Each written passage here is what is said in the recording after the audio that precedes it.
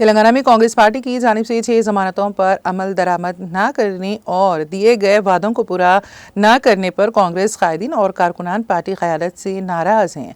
चुनांचे राजेंद्र नगर हल्के की मणिकोंडा म्यूनसिपलिटी से ताल्लुक़ रखने वाले कांग्रेस लीडर मल्लयादरी नायडू और दीगर कायदीन ने तेलंगाना भवन पहुंचकर बीआरएस पार्टी में शमूलियत इख्तियार कर ली। इस मौके पर बीआरएस के कारगुजार सदर के तारक रामाराव ने पार्टी में शामिल होने वालों को गुलाबी खंडवा पहनाकर पार्टी में गर्मजोशी से मदऊ किया था। इस प्रोग्राम में साबिक़ वज़ीर दाखिला मोहम्मद महमूद अली, साबिक़ वज़ीर व रुकन असेंबली सबिता इंदिरा रेड्डी, बीआरएस कायद कार्तिक रेड्डी के अलावा दीगर बीआरएस कायदीन ने शिरकत की। इस मौके पर मुनक़िदा प्रोग्राम से खिताब करते हुए केटीआर ने कहा कि केसीआर की क़यादत में तरक्की हमारी ज़ात है, फलाह हमारा मज़हब है, जिसमें तमाम ज़ातों के लोग शामिल हैं। उन्होंने कहा कि बीआरएस के दौरे इक़्तिदार में हमने 10 साल तक कई तरक्याती और फलाही स्कीमात को मुतारिफ़ किया, जिसके नतीजे में तेलंगाना रियासत मुल्क भर में मिसाली रियासत का दर्जा हासिल हुआ है। उन्होंने कहा कि कांग्रेस के सदर खरगे का कहना है कि बीजेपी वाले अरकान असेंबली को ऐसे खरीद रहे हैं जैसे वो बकरे खरीद रहे हों। मैं खरगे को तेलंगाना आने के लिए कह रहा हूँ, क्या प्रकाश गौड़ गांधी को कोई शर्म है? क्या आप में ये बताने की हिम्मत है कि आपका ताल्लुक़ किस पार्टी से है? आप कह रहे हैं कि आप आम लोगों के घर गिरा देंगे क्योंकि बफर जोन में घर हैं, फिर आप वही ज़मीन बड़ी कंपनियों को देने और शॉपिंग मॉल बनाने की बातें कर रहे हैं।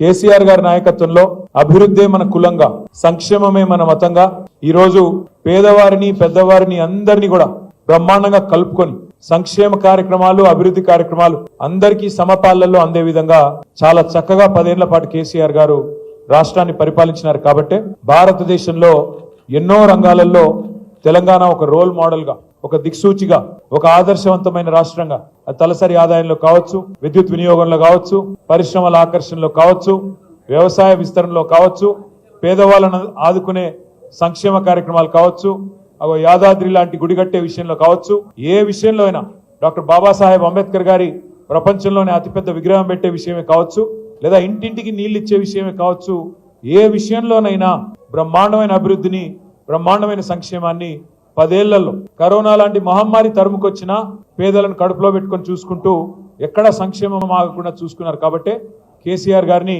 మీరు రాజేంద్ర నగర్ నియోజకవర్గంలో కూడా మనస్ఫూర్తిగా ఆశీర్వదించి ఆనాటి మన అభ్యర్థిని మీరు అఖండమైన మెజారిటీతో గెలిపించారు. తమ్ముడు కార్తిక్ రెడ్డి గారు చెప్పినట్టు ఎమ్మెల్యేలు కొంతమంది పార్టీని వదిలిపెట్టి పోవచ్చు గాక, కానీ ఎమ్మెల్యే పోయినా అధికార లాలసతో పైరవీల కోసము, పదవుల కోసము, ఇంకో దానికోసం వారు పోయినా మేము మాత్రం ఉంటాము, పార్టీని వదిలిపెట్టము అని చెప్పి నిబద్ధతతో ఉన్న మా గులాబీ అన్నదమ్ములకి, మా ఆడబిడ్డలకు హృదయపూర్వకంగా శిరస్సు వంచి నేను ధన్యవాదాలు తెలియజేస్తాను.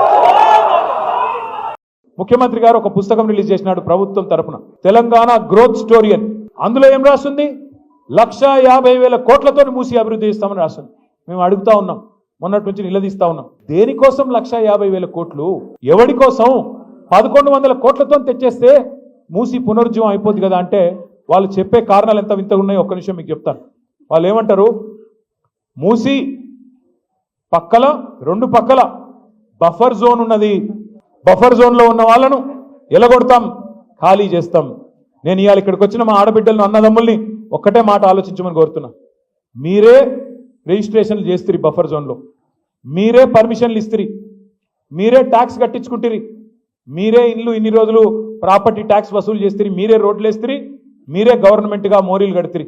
ఇవాళ వచ్చి అక్కడ ఉన్న ఒక మల్లయ్య గారి ఇల్లేమో అల్లకెళ్ళి మురికి నీరు వస్తుంది, బఫర్ జోన్లో ఉన్నది, మూసి చెడిపోతుంది, కాబట్టి మల్లయ్య ఇల్లు కూలగొట్టాల.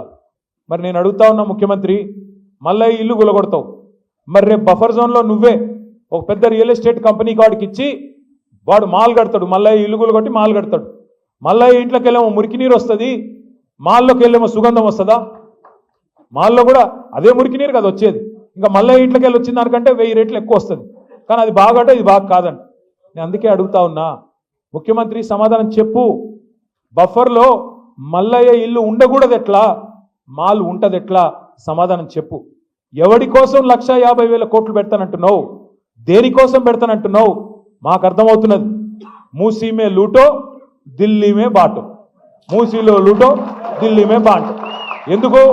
నీ బాసులు ఢిల్లీలో ఉన్నారు, వాళ్ళ కోపం వస్తే నీ తుమ్మితో ఊడిపోయే ముక్కు నీది, ఎప్పుడు ఊసిపోతుందో తెలియదు. రాహుల్ గాంధీకి మూటలు పంపకపోతే ఆయన ఊకోడు, మళ్ళీ పైన ఇంకా ప్రియాంక గాంధీ గారు ఉన్నారు, ఇంకా చాలా మంది పెద్దలు ఉన్నారు, వాళ్ళకు మూటలు పంపాల్సిందే.